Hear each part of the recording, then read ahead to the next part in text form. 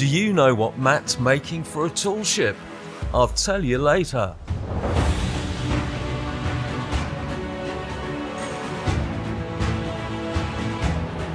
As you can see, the Duyfken's back at the museum after a couple of weeks on the slip being anti-fouled.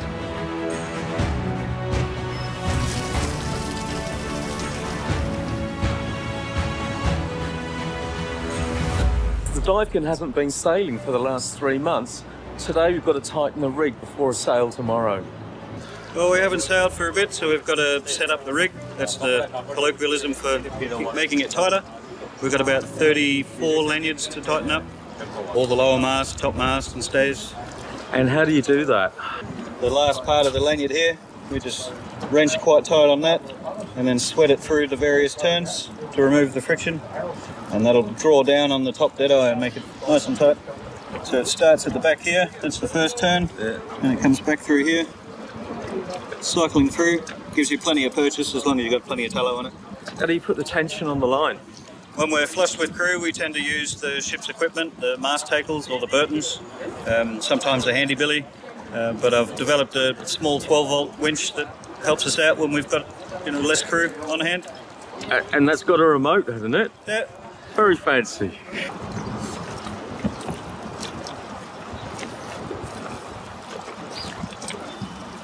And all the way.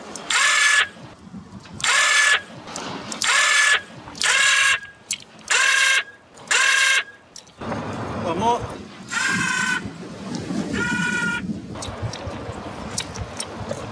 We've got the tension that we desire now, so we need to be able to stop it so we can remove the winch and do a half hitch. So I've got a small salvagee here that we can wrap around the shroud lanyard. Spanish windlass. Yeah, and then with the hand of our solid rod here, we can wrench it tight and that'll capture all the progress. Okay. Fresh tower on the rig while it's exposed. We can tie our back hitch and send it back to the hook. And if you're wondering what the knot's called that attaches the lanyard to the hook, it's a variation of the munter hitch. All the way. One more. Oh, there.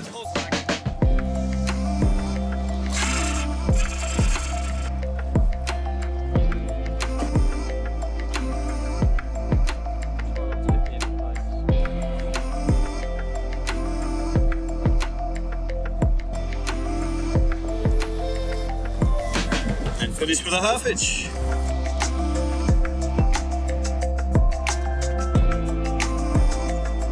Now, Spanish windlass can come off.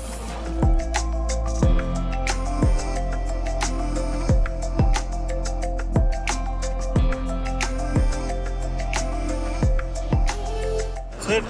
Only another 32 to go. So there's nothing available on the market to do this kind of work. Certainly not portable. So I had to make this one. Runs off a couple of Makita batteries and is a ATV or quad bike winch, capable of about 300 kilograms. Wow. Stars above can't guide me. Heartache lights my way. Love left behind still haunts me on this never-ending highway. So we do 2 stays on each side. So we've just done 2 stays on this side. Now we're going over to starboard side to do 2 more. So you alternate backwards and forwards? Every 2, correct. Corey is an overseas student who's just completed his Masters in Museum and Heritage Studies. He also volunteer crews on the Duyfken and does maintenance at the museum.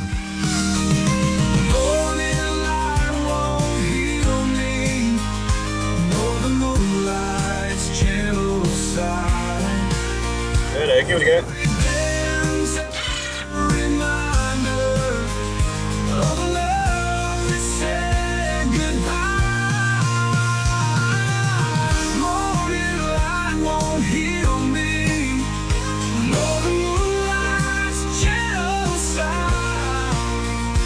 Every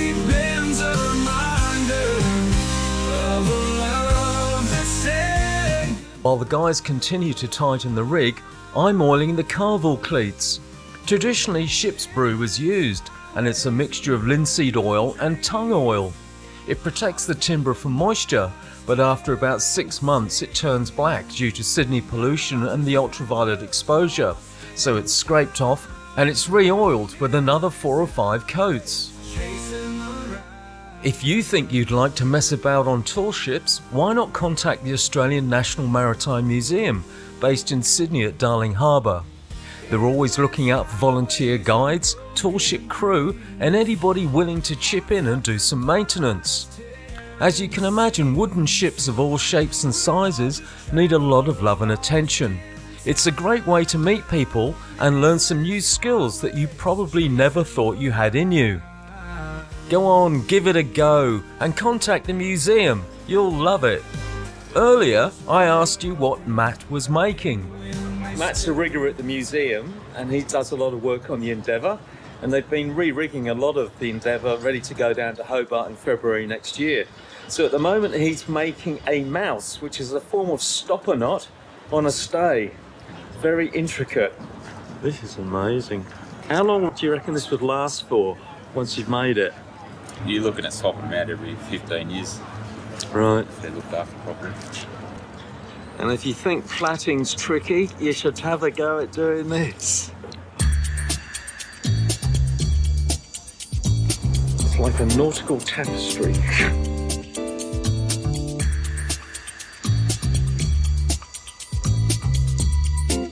And this is what it'll look like when it's finished. It's obviously been tarred as well. And if you want to come sailing on a tall ship, the Duyfken sails every Friday and Saturday, starting from the 27th of September, right the way through to April or May next year. You can help pull up the sails, steer, and we even fire the cannon. Oh, and you get food and wine as well. It's a great day on the harbour. Go to the museum website to book it.